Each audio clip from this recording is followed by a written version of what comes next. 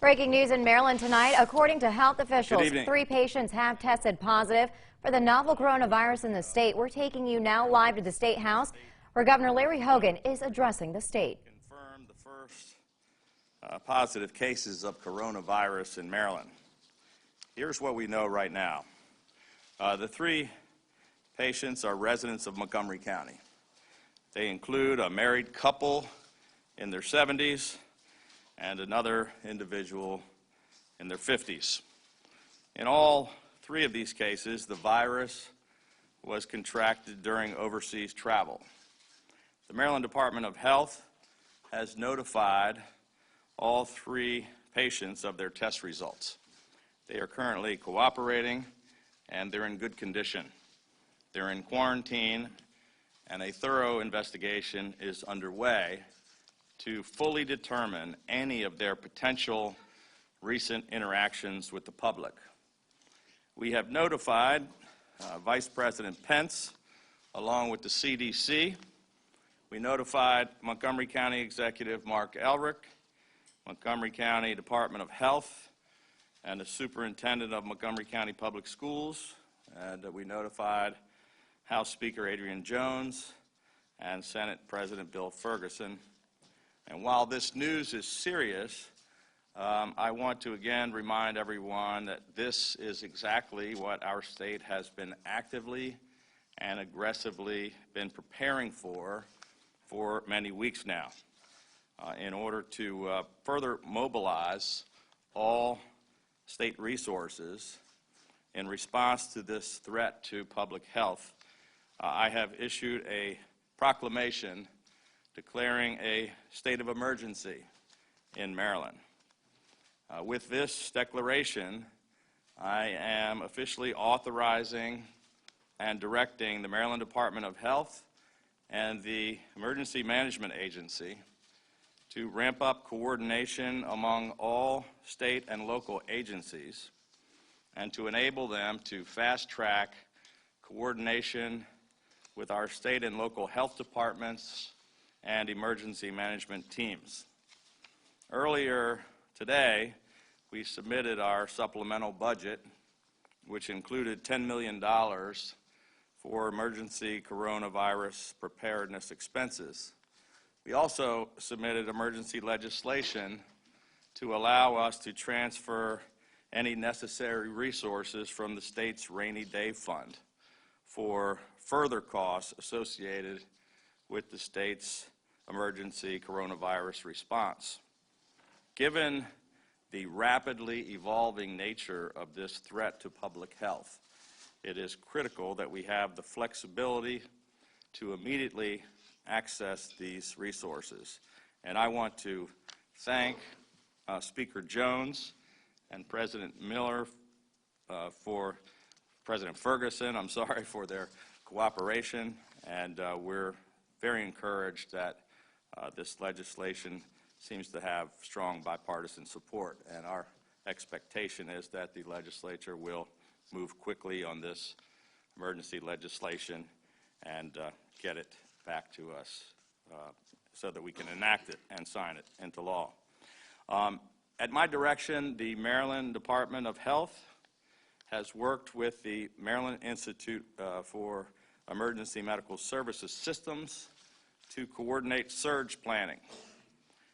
Health is coordinating with nursing homes and assisted living facilities on infection control protocols. The Maryland Emergency Management Agency has elevated the state response activation level and fully activated the State Emergency Operations Center to further support resource requests from around the state.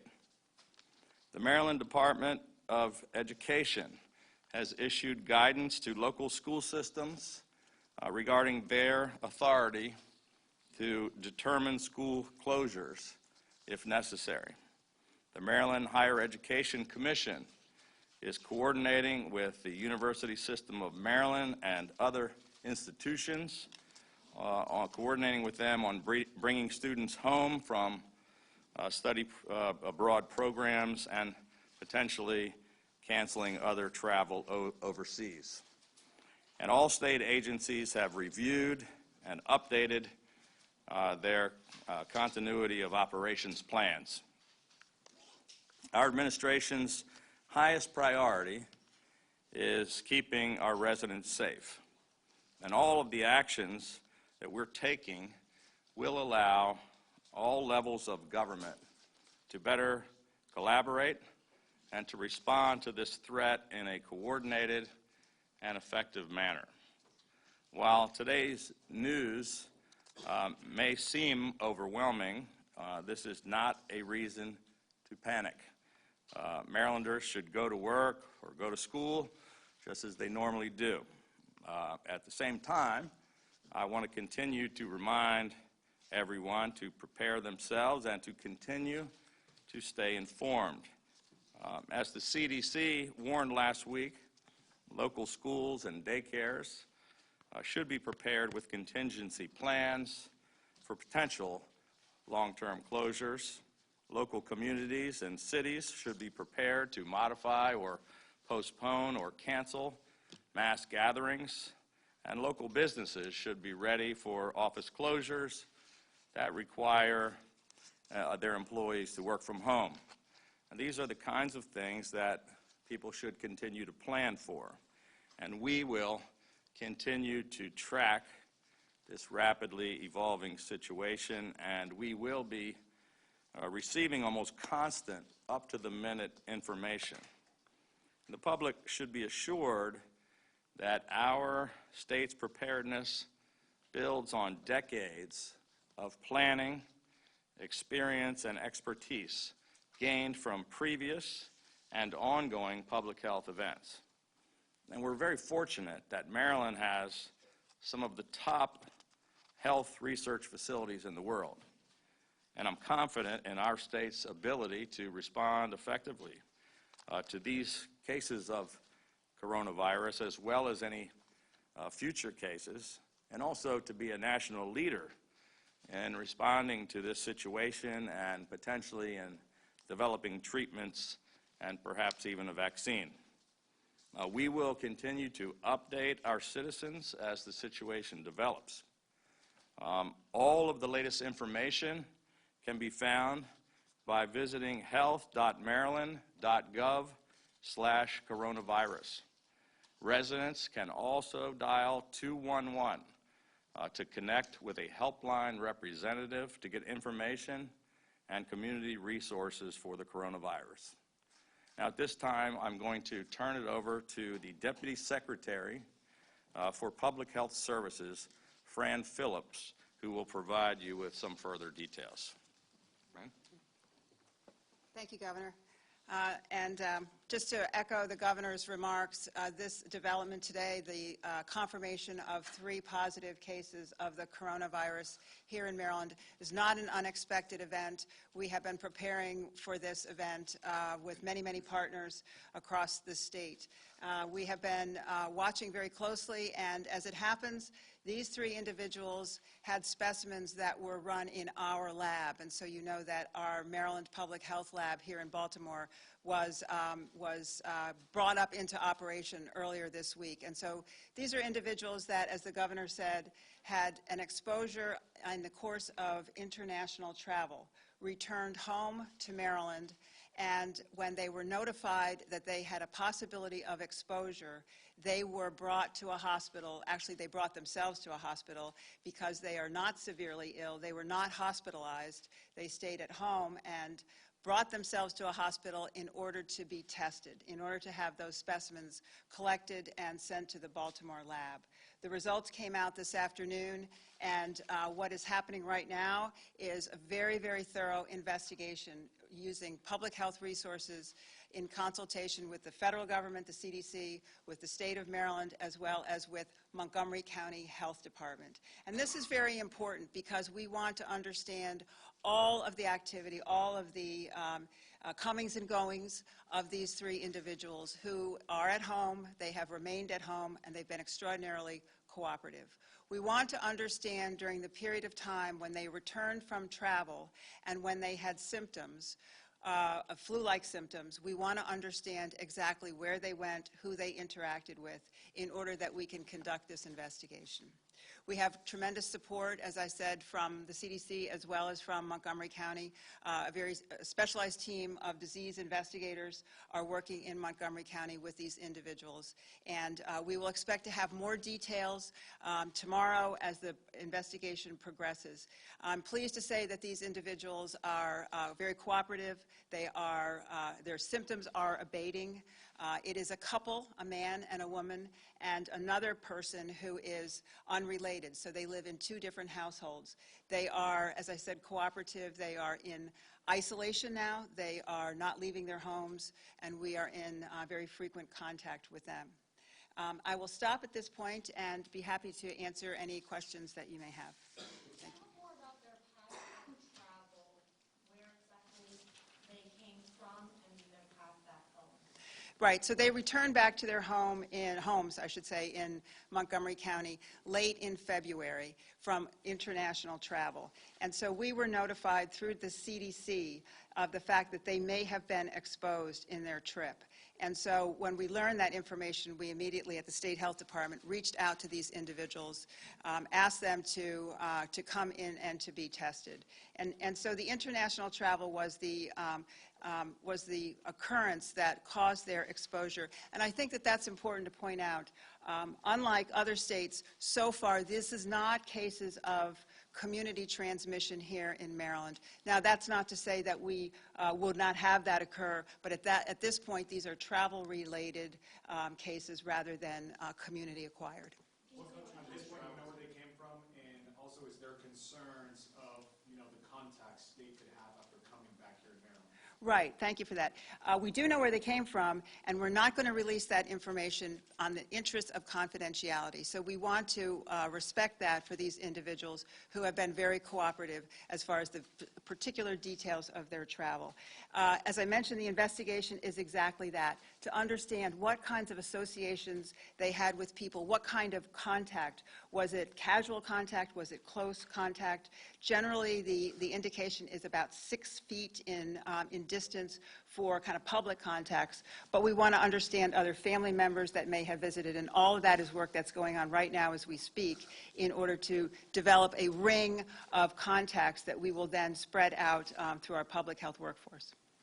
Thank you. Do people travel together, or are they a part of the same family and were they in the same country? Right. So, as I said, it's a couple, a man and a woman, and the other individual is not related to them, but they were on a similar trip together. So that it was a group that came back at the same time. So they were Same trip together. Right. Same trip together. Correct. but they're not related. Correct. Other than the couple. So it's one single person and then a couple. Can you tell us what continent that this trip was on? What continent? I can't do that. No. Thank you. Yeah. It's not relevant, right? The single person, male and female? The single person is a female.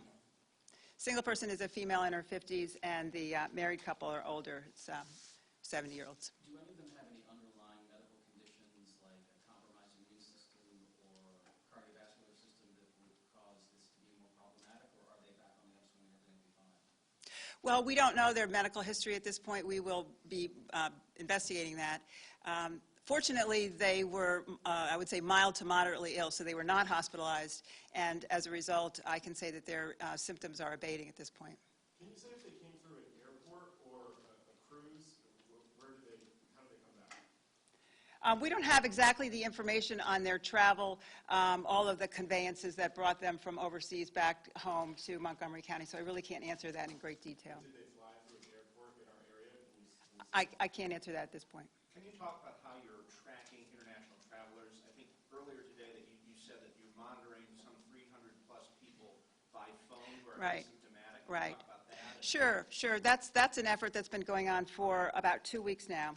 That started when the Americans were asked to come back from China, and they came back through 3 so-called funneling airports. The federal government in those airports notified the state health departments of people returning from China back to our jurisdictions.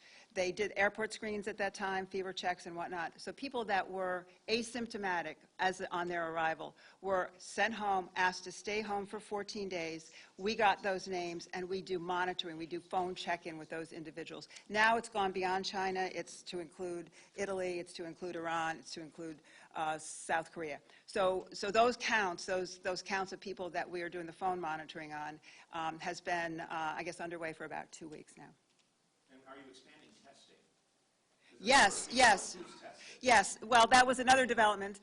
Yesterday, we have new guidance from the CDC. You know, there's been criteria that have slowly been liberalized, or relaxed, I should say, in terms of what kinds of risks would be qualified to be tested. And so just yesterday, the CDC took another step to expand somewhat those criteria. And so we here in Maryland are applying that same criteria and informing all of the clinicians, about 3,800 clinicians, licensed physicians, nurse practitioners, and physician's assistants, of this new guidance through email, so that they'll be aware of testing. We're very relieved now that we have testing here in Maryland, because it means that the turnaround time is so much quicker, and people who have pending tests are asked, of course, to stay home until we get the results of the test. So this compresses the amount of time of that disruption for them. Can we clarify on the timeline? So they came back, you said they went to hospital, they went home. Can we just clarify a little bit on the timeline? Sure. We got information about these individuals we know that they returned to Maryland on February 20th. We got information about their situation on March 3rd in the evening. We contacted them in the morning, excuse me, on March 4th, and collected specimens at that time, and were able to turn around the test results today.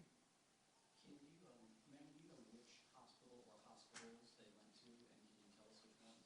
I do know which hospital, and it's one hospital, and no, I will not release that at this point. They came in protective precautions. They came into the emergency room simply for the collection of those specimens, and then they were released. So that was a very good service that the hospital provided, not only to collect the specimens, careful packaging, and get them to the lab through courier right away. And you mentioned the school superintendent, contacting the school superintendent. Have they been in contact with some students from the district?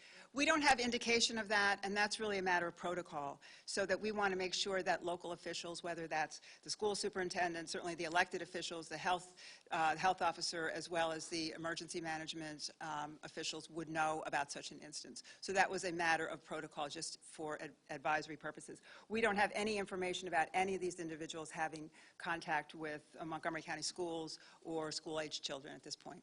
So is anyone else being quarantined as a result of these results? Not at this point in time.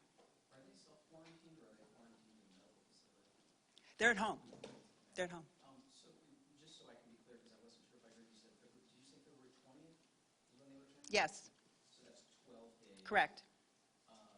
I'm sure that the very first question that you've been asking them is, in that 12-day period, where were they, where there were large groups of people, or in which they interacted with people and got into that 6-foot radius? Do you have a sense, and have you pinpointed those places where they would have interacted with the public? No, this is very new, but you're exactly right. That's exactly the kind of questions that we want to ask. Asking people to go back on their calendars day by day and retrace their lives in great detail. And so that's exactly what's happening now. We don't have indications right now of other groups or other locations that we need to focus on. But we expect to get that very quickly, so that work is carrying on as we speak. Are you saying that they didn't interact with anyone at the hospital that they went to have the specimen collected? Oh, yes, they did. The hospital was aware in advance. We called ahead to make sure that they were aware that they were coming, and they were received by the hospital with staff that was fully protected in personal protective equipment. So that was, and actually that's a really good question, because that brings up the question of how people should respond if they themselves have symptoms and are concerned. And so that opens up a lot of questions, and I would like to give a little help on that. People are worried. Of course, this is flu season, and people hearing this news may be worried about their own symptoms, and that's legitimate to do. People that have symptoms such as a high fever or a fever of 100 and 100.4 with a cough and difficulty breathing, those are some of the symptoms of this new coronavirus disease. People that have those symptoms really should think about their own underlying conditions if they have medical conditions. People that are older and are experiencing those conditions should call their health care provider. Call and get some advice. If the decision is made for you to come in, go in carefully, but call ahead. Have people know that you're coming so you can protect the healthcare providers as well as others in the waiting room. So you all know for a fact that they didn't come into contact with anyone else via an emergency room? And if not, why wouldn't you reveal the name of the hospital that they went to? Well, the hospital was fully prepared for the entry of these patients. And so it's really a matter for the hospital to be able to look carefully at the procedures. And the hospital has asked, and it is not germane to the investigation. We know that that hospital was protected and have great confidence in their ability to manage that specimen. So they basically called ahead. Absolutely, they called it. Yes, we did, yes. We wanted to make sure that the staff knew. We wanted to make sure that we had the entrance that was secured as far as how the patients would arrive and that all of the test equipment was available. Last question, please. Was this when they did the test, or was this when they initially went to the hospital for the first time because they weren't feeling well? Or did they go to the hospital initially? No, this was for the test. Thank you. Thank you all very much.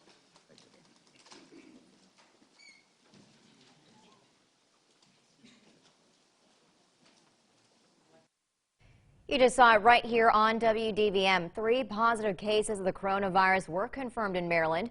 It was tested and confirmed within 2 different households. A married couple, both the man and woman in their 70s, and a woman within a married couple in their 50s. The virus was contracted in overseas travel. All 3 test result patients have been notified, tested, and a quarantine is currently underway. They are cooperating. Fran Phillips, who is a deputy secretary for the Public Health Services in Maryland, said they returned back home in late February. The state health department was notified that they may have been exposed and they were tested. Now, where they were was not released. Disease investigators are currently working with individuals in Montgomery County. Governor Larry Hogan said he has notified Vice President Mike Pence and the CDC along with Montgomery County leaders.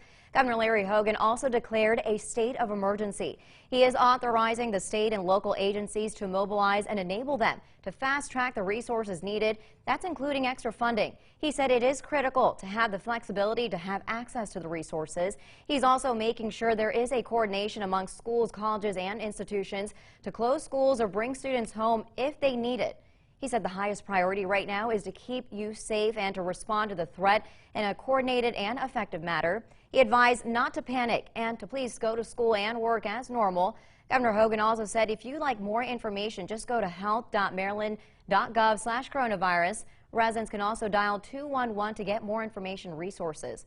Now we will continue to monitor the developments for you on air and online at localdvm.com.